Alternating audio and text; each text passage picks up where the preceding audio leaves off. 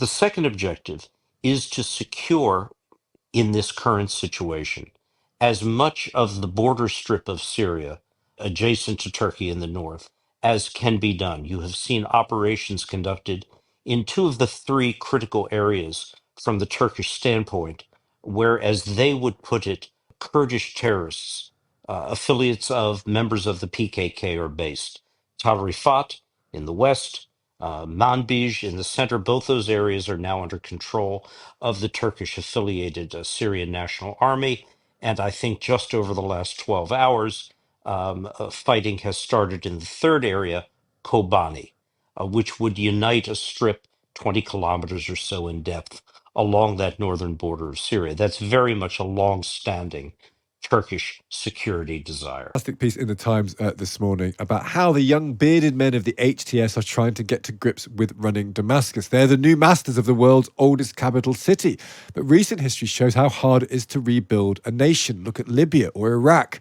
Well, David Satterfield is the former United States ambassador to Turkey and was also advisor on Iraq to former Secretary of State Condoleezza Rice. So someone who knows intimately what change and transition and new dawns can look at like in this part of the world. He's been telling us how he thought the international community should now respond to Syria's new government.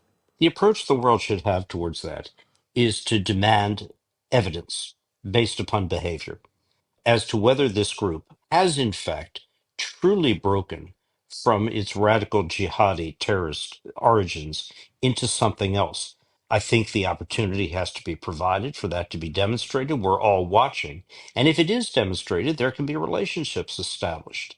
But it's got to be based upon what actually happens, not rhetoric. And how much can we expect? Should the perfect not be the enemy of the good here? Because, as you say, this can be a very complicated situation. There'll be large parts of the country a new government won't necessarily control. There may be factions within a new government. There may be splinters off a new government. And at what point do those splinters, do those other parts of it mean, actually, we can't trust the whole? That seems like quite a difficult thing to do when there'll be other sections involved in all of this.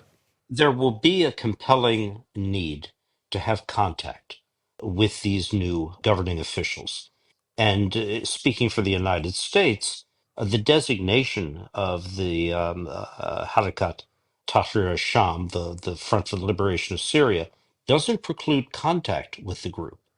So certainly the opportunity will present to demonstrate by action whether or not they are in fact still terrorist or something else. How much do we need to care about the domestic aspect of that? Because one parallel in all of this, not a perfect parallel, but it's there in people's minds, is the Taliban in Afghanistan come to power after America leaves, and they promise a kind of new approach, Taliban 2.0, and of course immediately they descend back into sort of dark age views of things like women. Should the world hold the Syrian government to a certain level of standards when it comes to things like how it treats its own citizens, how it treats its women? Because that's one question. I mean, that doesn't necessarily pertain to whether it's a terrorist organization or not, but it pertains to how it might conduct itself. How much do we need to be concerned about that? We do need to be concerned about it. And the world, after the experience of Afghanistan, does need to demand this of the group. And that's what the statements coming out of the United States government, coming out of various governments in Europe, the UK, have underscored. It's more than just terror. It's how the group treats its own citizens, particularly minorities and women. Would you expect it to be? Another thing they're saying is there's this idea of a transition of power from the old regime. Would you expect there to be a vast punitive response to the people who were involved in the previous regime? Or does it seems from the outside that they're very much focusing on Assad and the Assad family as those completely responsible. Would you expect there to be a targeted, bloody reprisals against people who are part of the machinery? It very much depends on how much comprehensive authority the senior officials of this new ruling front, transitional government, can exert over their members. And it started out well.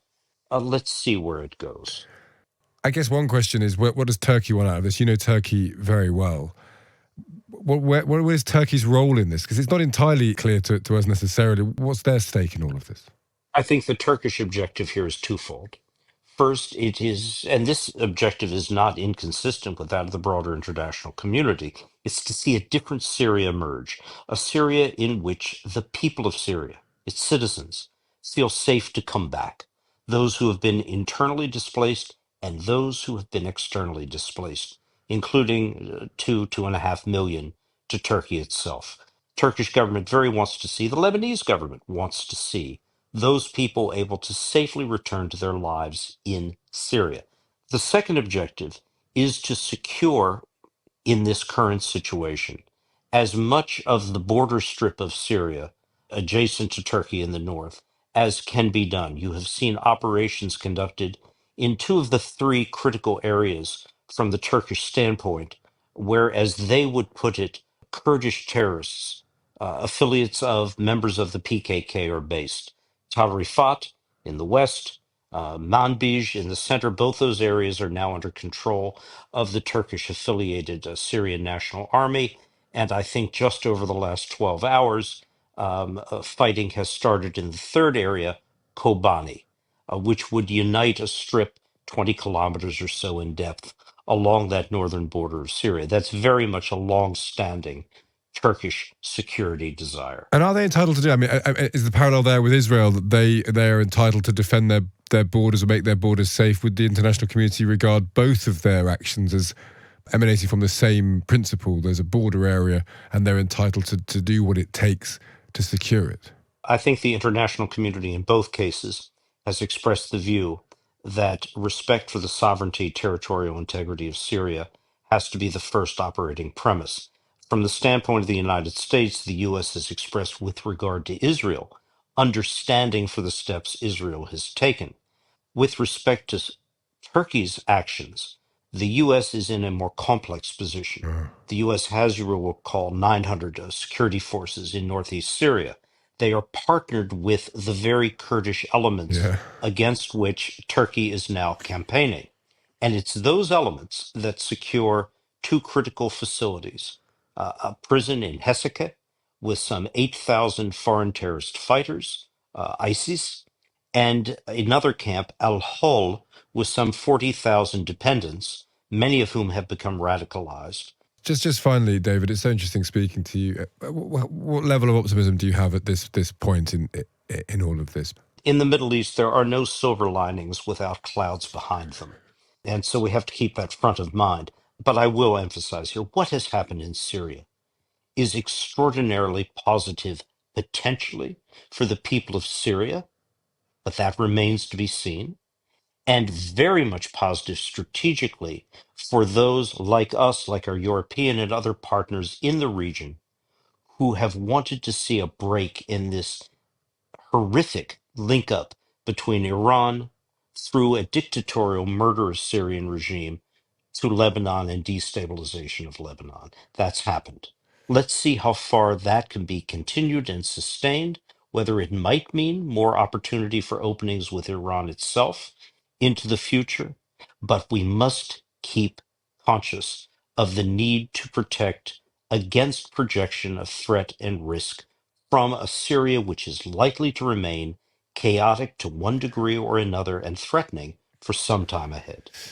That was David Satterfield, the former United States ambassador to Turkey. Look, One Times Radio Breakfast, good morning to you. As the rebel group HTS closed in on Damascus, the Turkish President Erdogan tried to give Bashar al-Assad an offer he couldn't refuse.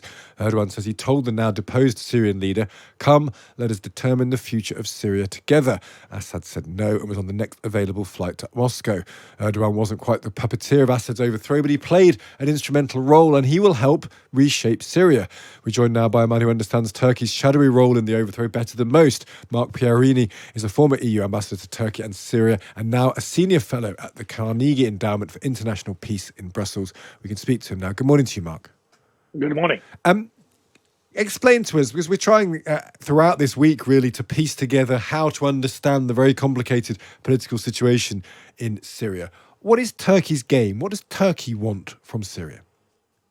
Well, for a long time, Turkey has wanted to have a buffer zone in the north of Syria to sort of disconnect the Syrian Kurds militants from the Turkish Kurd militants of PKK.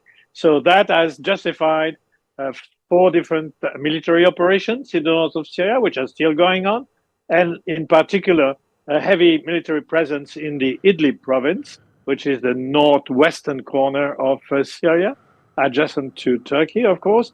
And there, this is the base of HTS. So there is a strong connection between the Turkish military, Turkish intelligence, Turkish government, and the HTS leadership.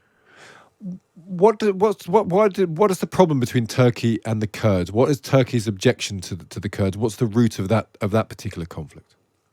Well, the Syrian Kurd militia called YPG, People's Defense Units, I think it's a proper translation, are in a way, at least seen from Ankara, an affiliate of the Turkish PKK. So this is a terrorist organization for the Turkish leadership, but it is working.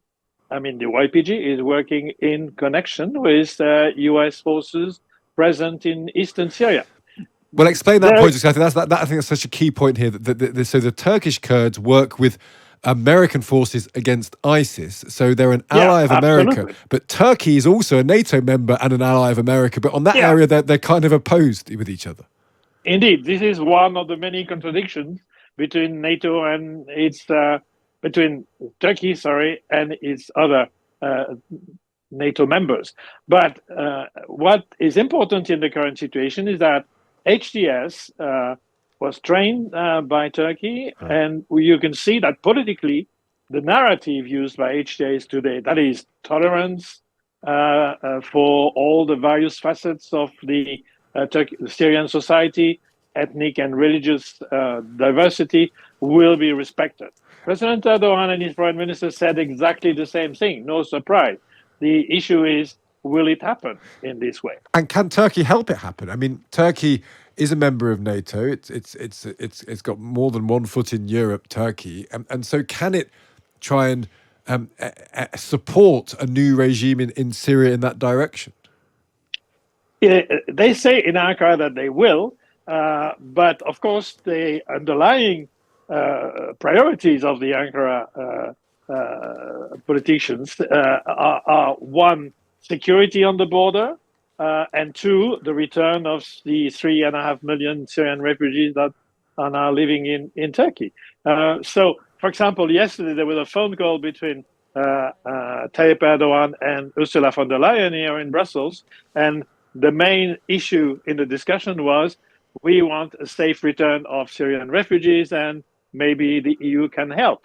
That is the way they see it. So what we have to wait and see is how the new Syrian leadership and this salvation government that has been formed yesterday, how will they stick to their words? Will they tolerate all the factions? Will they stop the fighting? Will they document the atrocities of the Assad regime? These are the expectations of the Western world. So, Mark, we're beginning to get our heads around all of this, but it's so useful to hear this perspective to understand precisely what Turkey is role in all of this. Thank you for joining us this morning. Thank you. That's Mark Pierini there. He's a senior fellow at the Carnegie Endowment for International Peace in Brussels.